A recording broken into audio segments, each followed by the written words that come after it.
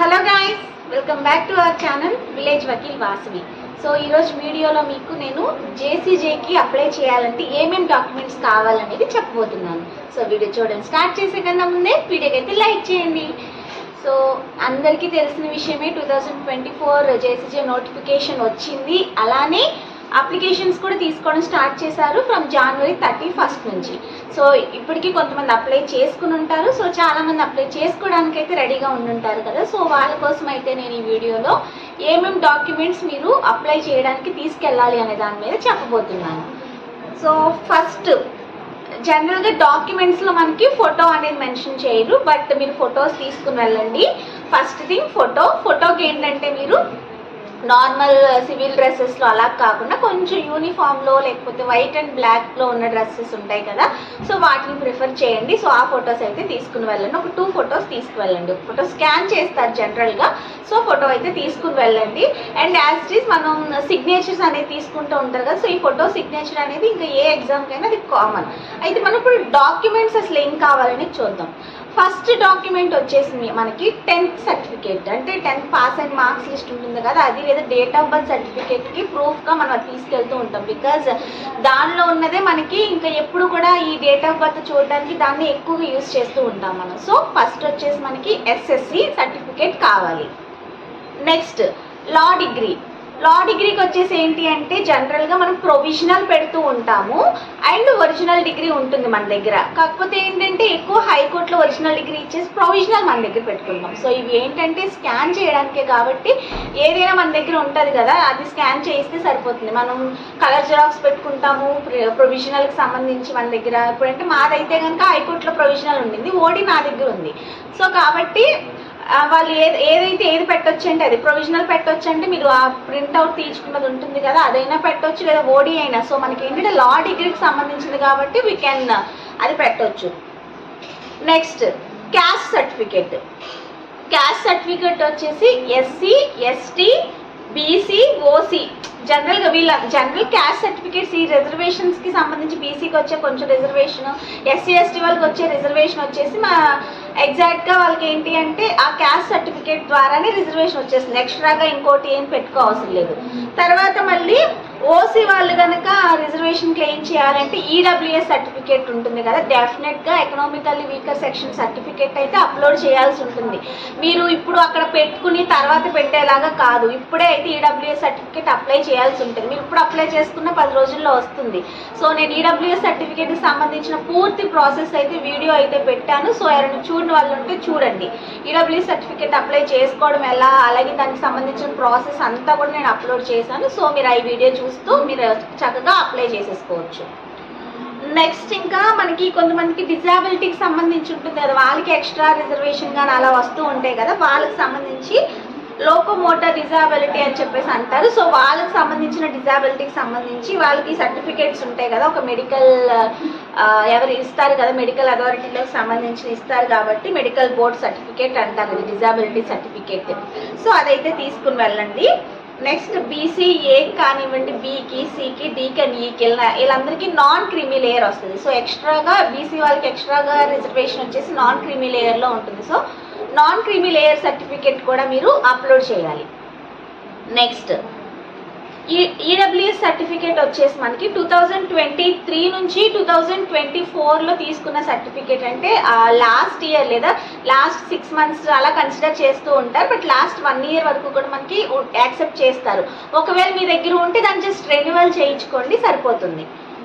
దీనికి సంబంధించి ఏంటంటే 8 లక్షలకు మించి ఉండకూడదు ఇన్కమ్ అని చెప్పేసి అయితే ఇచ్చారు. మ్యాక్సిమం 80,000 ఇస్తారు. ఇది 8 lakhs లేకపోతే 80,000, ఇక్కడ 0 అనేది తప్పు పడిందా అనేది నాకైతే అర్థం కాలేదు. మాకైతే EWS సర్టిఫికేట్లో 80,000 అని రాశారు. సో మరి ఇక్కడ 8 lakhs లోపు ఉండొచ్చు అని చెప్పి రాశారు. మరి 8 lakhs లోపు నిజమా లేకపోతే ఈ 0 ఎక్స్ట్రా పడిందా అని నాకు కన్ఫ్యూజన్ అయితే వచ్చింది. సో దీని మీద నాకు అవగాహన లేదనమాట, 8 lakhs సంబంధించిన కాదా అనేది. బట్ మ్యాక్సిమం EWS అప్లై చేసుకున్నప్పుడు మనకి 1 lakh లోపే అయితే ఇస్తారు కాబట్టి no need to worry. Next ఇప్పుడు కొంతమంది ఎక్స్ సర్వీస్ మ్యాన్ కేటగిరీలో అయితే ఉంటారంటే అంతకుముందు సర్వీస్ చేసిన వాళ్ళు ఇప్పుడు ఇప్పుడు చేయదలుచుకునే వాళ్ళు ఎవరైనా ఉంటారు కదా, అప్లై చేసుకోవాలనుకున్నారు. సో ఆ ఎక్స్ సర్వీస్ మ్యాన్ ఎవరైతే ఉండి జేసీజీకి అప్లై చేసుకోవాలనుకుంటున్నారో వాళ్ళు డిశ్చార్జ్ సర్టిఫికేట్, అంటే డ్యూటీ నుంచి వచ్చేసాము అని డిశ్చార్జ్ సర్టిఫికేట్ అయితే పెట్టాల్సి ఉంటుంది. నెక్స్ట్, ఒకవేళ ప్రీవియస్గా ఇప్పుడు జేసీజీకి ముందు కనుక మీరు ఏదైనా జాబ్ చేస్తూ ఉంటే కనుక దానికి సంబంధించి నో అబ్జెక్షన్ సర్టిఫికేట్ అయితే తెచ్చుకోవాల్సి ఉంటుంది. సో ఇవన్నీ ఎక్స్ట్రాగా అనమాట. మామూలుగా జనరల్గా ఎల్ఎల్బి పాస్ అయ్యి ఇప్పుడు చదువుకుంటూ లేకపోతే ఏదో ప్రాక్టీస్ అలా చేస్తూ ఉన్న వాళ్ళకైతే మన లా సర్టిఫికెట్, అట్లానే 10th క్లాస్ సర్టిఫికెట్, రిజర్వేషన్కి సంబంధించిన ఏ క్యాస్ట్కి వాళ్ళకి ఆ క్యాస్ట్ సర్టిఫికెట్స్ అయితే పెట్టుకుంటే సరిపోతుంది. ఇట్లా మిగతా డిజబిలిటీ ఉన్న వాళ్ళకి కానివ్వండి, ఎక్స్ సర్వీస్ మ్యాన్ కానివ్వండి, లేదంటే ఇంకేదైనా జాబ్స్ చేస్తున్న వాళ్ళు కానివ్వండి, వాళ్ళైతే ఈ సర్టిఫికెట్స్ అనేది తప్పకుండా పెట్టాల్సి ఉంటుంది. సో ఈ విధంగా మనకి ఈ డాక్యుమెంట్స్ అన్నీ కావాలి. నెక్స్ట్ వచ్చేసి ఏంటంటే మనకి ఒరిజినల్ సర్టిఫికెట్స్ మనమేమి అందులో పెట్టేయం కదా. ఒకవేళ ఎప్పుడైనా వెరిఫికేషన్కి మ్యాక్సిమం పిలవరు, బట్ మనకి ఇస్తారనమాట. ఒకవేళ హైకోర్టు వెరిఫికేషన్కి పిలిచినప్పుడు తర్వాత ఉంటుంది కదా మనకి వెరిఫికేషన్. ఇప్పుడు కాకపోయినా ఎప్పుడైనా ఉంటుంది, కాకపోతే ఇప్పుడు ఉంటుంది ఎప్పుడు ఉంటుంది, బట్ ఎప్పుడైనా డెఫినెట్గా ఉంటుంది వెరిఫికేషన్ ఒరిజినల్ డాక్యుమెంట్స్. అప్పుడు కనుక మన దగ్గర ఒరిజినల్ డాక్యుమెంట్స్ లేకపోతే ముందు చేసిందంతా కూడా క్యాన్సిల్ చేస్తాము, అప్లికేషన్ కూడా క్యాన్సిల్ చేస్తాము అని చెప్పేసి ఇచ్చారు. బట్ మన దగ్గర ఒరిజినల్స్ అన్నీ మన దగ్గరే ఉంటాయి కాబట్టి no need to worry at all. So ఇది మీకు ఏమేమి డాక్యుమెంట్స్ కావాలి అనేది. సో ఎంతమంది అప్లై చేస్తున్నారనేది నాకు కమెంట్స్లో షేర్ చేయండి ఏపీ వాళ్ళు.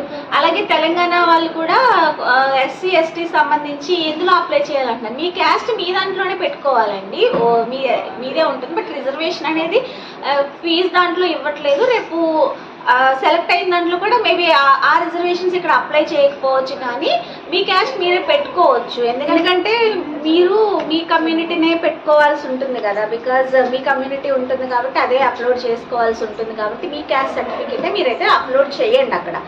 సో ఇది మీకు ప్రాసెస్ అయితే కనుక ఏమేమి డాక్యుమెంట్స్ కావాలి అనేది. సో ఫీజు వచ్చేసి తెలుసు కదా, ఓపెన్ కేటగిరీ వాళ్ళకి 1500 అండ్ ఎస్సీ ఎస్టీ కమ్యూనిటీ వాళ్ళకి 750. అది కూడా ఏపీలో ఉన్న వాళ్ళకి మాత్రమే 750 ఫీ అయితే కట్ ఆఫ్ వస్తుంది, అంటే ఐ మీన్ రిజర్వేషన్ అక్కడ వస్తుంది. కానీ అదర్ స్టేట్స్ వాళ్ళు ఎవరైనా ఏపీలో అప్లై చేసుకోవాలంటే కనుక ఫుల్ పేమెంట్ 1500 పే చేయాల్సి ఉంటుంది. సో మళ్ళీ ఏంటి అంటే ఏపీ వాళ్ళు తెలంగాణలో రాయాలంటే 3 years ప్రాక్టీస్ అయితే అడుగుతున్నారు అంట. బట్ మనకి వచ్చేసి ఏపీలో అలాంటి ఏమీ లేదు, లా కంప్లీట్ అయి ఉంటే చాలు. సో ఇదొక ఇన్ఫర్మేషన్. సో ఎవరెవరు ఇది అప్లై చేయాలనుకుంటున్నారు. అండ్ ఇంకొకటి ఏంటంటే ఇప్పుడు న్యూ యాక్ట్స్ లేదు, ఓల్డ్ యాక్ట్సే రాస్తున్నాం. నెక్స్ట్ నోటిఫికేషన్కి ఏ యాక్ట్స్ ఉంటాయో అని తెలియట్లేదు. ఈసారి రాయాలా వద్దా అని డైలమా కూడా చాలామంది ఉందేమో, ఎస్పెషల్లీ నాకు కూడా ఉండింది. సో ఏంటి అంటే కోచింగ్ కంప్లీట్ కాకుండా ఇప్పుడు రాయాలా వద్దా, లేకపోతే మళ్ళీ ఏమో న్యూ యాక్ట్సే వచ్చేస్తాయి కదా, ఓల్డ్ యాక్ట్స్ మీద మళ్ళీ రాయలేము. 2 months టైం ఉంటుంది. కాలేజ్కి వెళ్ళాలి, ఎల్ఎల్ఎం, అలాగే ట్యూషన్స్ నేను చెప్తున్నాను. సో ఇవన్నీ బ్యాలెన్స్ చేసుకుని రాయాలి వద్దా అనేది నా కన్ఫ్యూజన్. సో నాది ఎందుకులేండి. సో మీకైతే ఏమేమి డాక్యుమెంట్స్ కావాలో చెప్పాను కదా, సో ఇవి పెట్టుకుని అయితే అప్లై చేసుకోండి. సో ప్రిపేర్ అవ్వండి.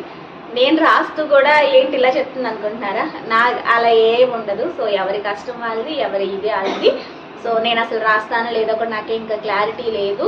బట్ నాకు అడ్వైజ్ ఎవరిని ఇవ్వాలనుకుంటే ప్లీజ్ ఇవ్వండి. ఎల్ఎల్ఎంలో వర్క్స్ అన్నీ ఉన్నాయి, ట్యూషన్స్ ఉన్నాయి నేను చెప్పాల్సినవి.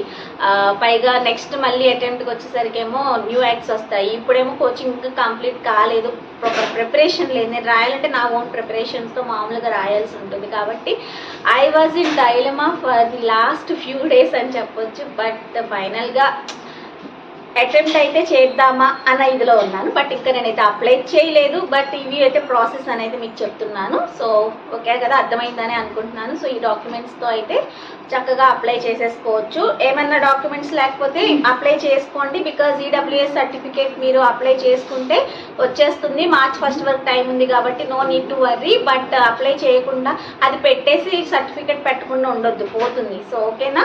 సో వీడియో అయితే మీకు అర్థమైందని అనుకుంటున్నాను, ఏమేమి డాక్యుమెంట్స్ కావాలనేది. వీడియో నచ్చితే వీడియోకి లైక్ చేయండి, షేర్ చేయండి, కమెంట్ చేయండి. అలాగే తప్పకుండా విలేజ్ వకీల్ వాసవి ఛానల్ అయితే సబ్స్క్రైబ్ చేసుకోండి. Until then keep watching. Bye bye.